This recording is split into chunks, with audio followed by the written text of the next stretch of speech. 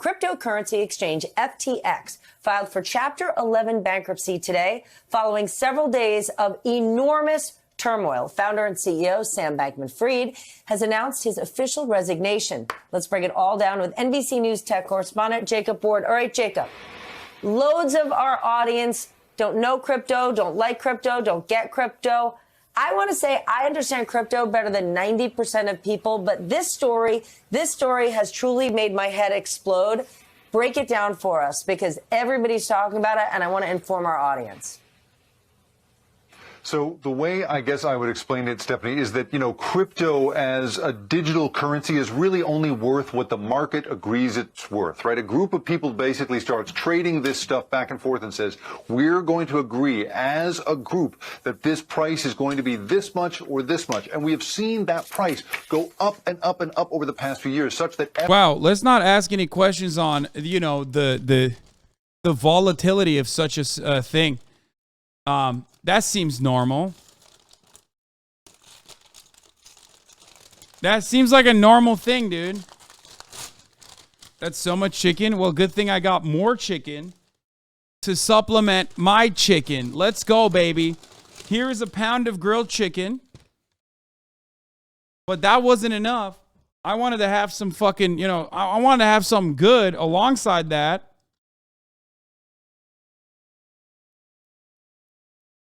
Which is why I got a Chick-fil-A spicy grilled chicken sandwich. I'm going to put some of the chicken in this chicken sandwich. That's right, baby. You know what it is. You know what it is. Solid plate of chicken there, my guy. You fixing to deadlift the Democratic Party into relevance again? I mean, it's the greatest fucking source of protein, baby. FTX, which was one of the two largest cryptocurrency exchanges in the world, went from being worth just a few $100 million in 2020 to being worth more than $1 billion by 2021. And as of last week, it was worth $32 billion. But here is the problem. The big difference between cryptocurrency and the rest of the currencies that we are used to in this world is that there is no safety net whatsoever. There is no regulatory guidance. And as a result, when you see, a bank, a normal bank, that bank has backing to it. The government will come in and rescue what you have inside that bank if there is trouble.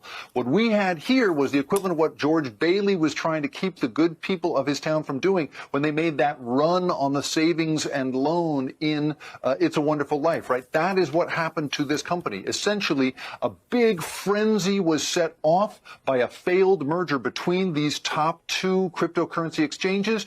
The one pulls out of the other, and that sets off this run on FTX, such that everybody comes for their money. They lose billions in a day, and now they are entirely out of business because it turns out they've been flying without a net all this time, which is true for almost all cryptocurrency schemes out there at the moment, Steph. Schemes right there, cryptocurrency schemes. So for people out there who have no investment of crypto, when they hear a story about a business going from $32 billion to essentially worthless, they're worried, is that going to affect them in any way? Will it? Well, this is the thing. It may not affect you and I if we haven't put anything into crypto itself. But there are plenty of everyday people who went for this. You'll recall that during the Super Bowl, there was that famous commercial in which Larry David famously sits at a desk and says, nah, I'm not going to get into crypto after having been historically wrong about every other great invention of the past. That ad, along with ads from all sorts of other cryptocurrency businesses and all sorts of other celebrities, convinced everyday people to put huge amounts of money into this. You have entire retirement and pension funds putting themselves into this stuff. And so although it is fine to look at somebody like Sam Bankman-Fried, the person who was running FTX, and say, oh, that billionaire, he was just a con artist, it's just a Ponzi scheme. Here's the thing. Everyday people have lost those billions. Hey, man. You know who was right? This fucking dumbass. Just saying. I'm no big city lawyer, but I fucking told you. I told you during the Super Bowl ads. I told you time and time again. Some of you dummies didn't listen. billions of dollars, and they are not coming back. And so while it may not Okay, affect us fine. directly, it is really important to spare a thought for all the people that it has affected, Steph.